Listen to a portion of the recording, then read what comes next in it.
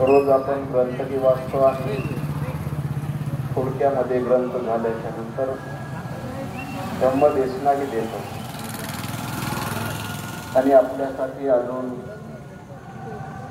2 महिन्याचा काळ आहे आणि त्यामुळे आज भंतेजींना आपण वेळ देऊया आणि त्यांची धम्मदेशना ऐकूया. तर काल आपण भगवान बुद्धांनी ज्यावेळेस उद्धक रामपोट, अलार कालाम यांच्या आश्रमांना भेटी देऊन उद्धक रामपोताकडील ध्यान मार्गाच्या 7 पायऱ्या, अलार कालामांच्या ध्यान मार्गाच्या 7 पायऱ्या आणि उद्धक रामपोताकडून 8वी पायरी त्यांनी शिकून घेतली आणि त्यानंतर त्यांच्याकडे अजून काही शिकण्यासाठी आहे का ही विचारणा केली आणि त्यांनी सांगितलं की आता आमच्याकडं जे होतं आम्ही तुम्हाला जे दिलेलं आहे ते शिक्षण तुम्ही पूर्ण केलेलं आहे, आता पुढं आमच्याकडं काहीही नाही. आणि म्हणून भगवंतांनी सिद्धार्थ गौतमाने त्या ठिकाणाहून आज आपण 4थ्या ह्याच्यामध्ये वैराग्याची कसोटी पाहणार आहोत. तर गौतमाने सांख्य आणि समाधी मार्ग यांची कसोटी घेतली होती, परंतु वैराग्य मार्गाची कसोटी घेतल्याशिवाय त्याने भृगु ऋषीचा आश्रम सोडला होता. त्याला असे वाटले की त्या मार्गाची ही कसोटी घ्यावी आणि स्वतः अनुभव घ्यावा, म्हणून त्याविषयी आपल्याला अधिकारवानाने बोलता येईल. त्याप्रमाणे गौतम गया नगरीत गेला. तेथून सभोवतालच्या प्रदेशाची त्याने पाहणी केली आणि विरवला येथे गयेचे राजश्री नेगरी यांच्या आश्रमात वैराग्य मार्गाचा अभ्यास करण्यासाठी वस्ती करण्याचे त्याने निश्चित केले. वैराग्य मार्गाच्या अभ्यासासाठी निरंजना नदीच्या काठी ते निर्जन आणि एकांतातील स्थळ राजगृहात असताना त्याला ते परिवाराचे भेटले होते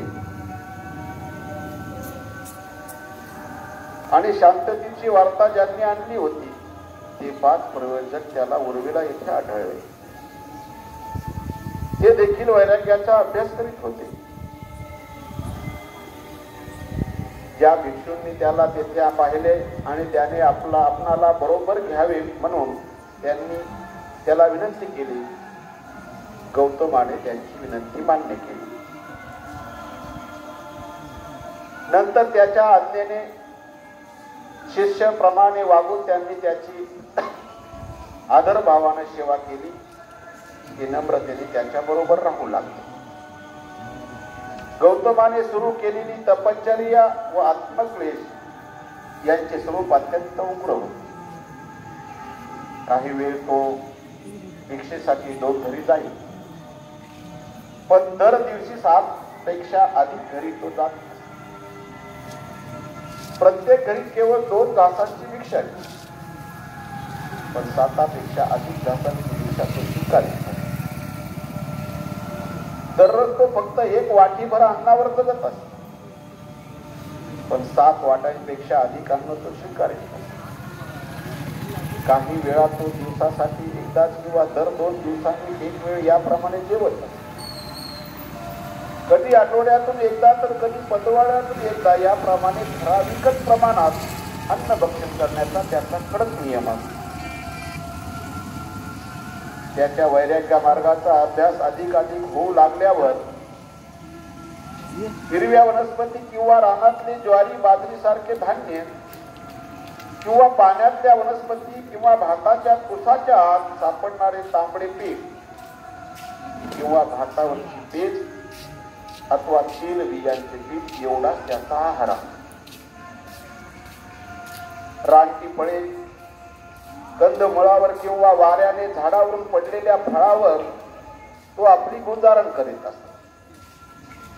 रानटी फळे व कंदमुळावर किंवा वाऱ्याने पडलेल्या फळावर तो आपली गुजारण करत असे. त्याचे कपडे तागाचे धुळीच्या ढिगात सापडलेल्या तागासारख्या चिंध्यांचे, झाडांच्या सालींचे, काळविटीच्या संबंध किंवा अर्ध्या कातळ्याचे, गवताचे, झाडाच्या सालीचे किंवा लाकडाच्या पट्ट्याचे,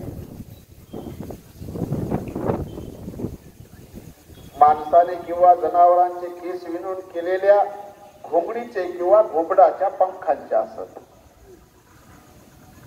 त्याने आपल्या डोक्याचे व दाढीचे केस उपटून टाकले. उभे राहून घेतलेले आसन तो बसण्यासाठी केव्हाही सोडून देत नसे. मांडी घालून बसण्यानंतर तो कधी उठत नसे, तर मांडी घालून बसलेल्या स्थितीत राहूनच तो हालचाल करीत असे. अशा प्रकारे निरनिराळ्या पद्धतीचा अवलंब करून तो वैराग्याच्या इतक्या पराकोटीला गेला की आपल्या शरीराला पराकष्टतेच्या यातना आणि वेदना देण्यासाठी तो जगू लागला.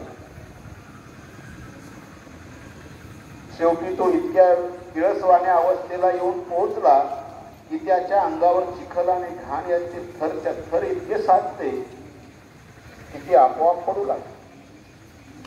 अरण्याच्या भयानाशा अंतर्भागात त्याने आपली वस्ती केली होती.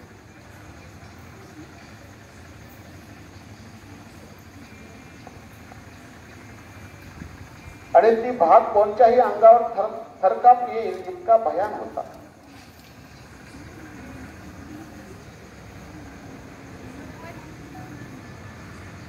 त्यात जाण्याचे धाडस केवळ मूर्ख मनुष्यच करू शकला.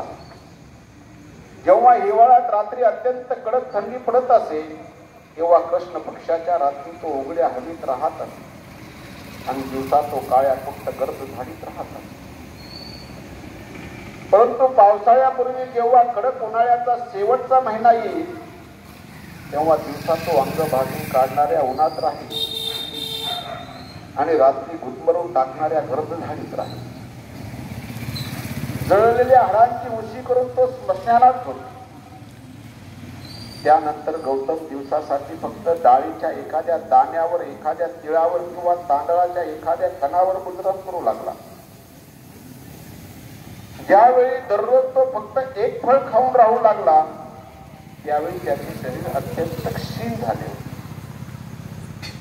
तो आपले पोट चाचू लागला तर त्याच्या पाठीचा कणा त्याच्या हातात लागला आणि जर तो पाठीचा कणा चाचू लागला तर त्याचे पोट त्याच्या हाती लागले. इतके त्याचे पोट त्याच्या कण्याला चिकटले होते आणि याचे कारण तो अत्यंत कमी खात होता. गौतमाने सुरू केलेली तपश्चर्या आणि त्याच्या आत्मक्लेशाचे स्वरूप अत्यंत उग्र असे होते. अशा प्रकारची त्याची तपश्चर्या व आत्मक्लेश 6 वर्षापर्यंत चालले होते. 6 वर्षानंतर त्याचे शरीर इतके क्षीण झाले होते की त्याला हालचालही करता येत नव्हती. तरीही त्याला नवीन प्रकाश दिसला नव्हता आणि ज्या प्रकाशा प्रश्नावर त्याचे मन केंद्रित झाले होते त्या ऐहिक दुःखाविषयी त्या प्रश्नाचा त्याला किंचितही उलगडा झाला नव्हता. तो स्वतःशी विचार करू लागला, हा मार्ग वासनामुक्त होण्याचा किंवा पूर्ण ज्ञानाचा अथवा पूर्ण मुक्तीचा नाही. काही जण इहलोकासाठी दुःख भोगतात तर काही लोक स्वर्ग लोकासाठी कष्ट सहन करतात. आशेच्या पाठीमागे लागल्यामुळे दुःखी ठरलेले आणि नेहमी ध्येय चित्त होणारे सर्व प्राणी मात्र सुखाच्या आशेने निश्चितपणे दुःखात पडतात. माझ्या बाबतीत देखील काहीसे असे झाले नाही काय? मी जो दोष देतो ते प्रयत्न नव्हे, कारण हा प्रयत्न हीन दर्जाचा मार्ग टाळून उच्च दर्जाचा मार्ग अनुसरण्याचा आहे. माझा प्रश्न असा आहे की शारीरिक क्लेशांना धर्म मानता येईल काय? ज्या अर्थी मनाच्या प्रेरणेने शरीर कार्य करत किंवा कार्य करण्याचे थांबते त्या अर्थी विचारावर ताबा ठेवणे हे योग्य. विचाराखेरीज शरीर हे कुत्र्याप्रमाणे आहे. जर केवळ शरीराचाच विचार करायचा असता तर अंधश्रद्धाने पवित्र लाभले. पण मग कर्त्यामध्ये ही पवित्र असते, पण त्याचा काय? ज्याची शक्ती नष्ट झाली आहे, भूक तहान आणि थकवा यांनी जो गळून गेला आहे, थकव्यामुळे ज्याचे मन शांत राहिलेले नाही, त्याला नवा प्रकाश प्राप्त होऊ शकत नाही. जे ध्येय मनाच्या साह्याने गाठायचे आहे, ते ज्याला संपूर्ण शांतता लाभलेली नाही, तो ते कसे गाठू शकतो? खरी शांती आणि एकाग्रता शारीरिक गरजांच्या अखंड तृप्तीनेच योग्य लपटात लागते. त्यावेळी विरोला येथे सेनानी नावाचा एक ग्रस्त राहत होता.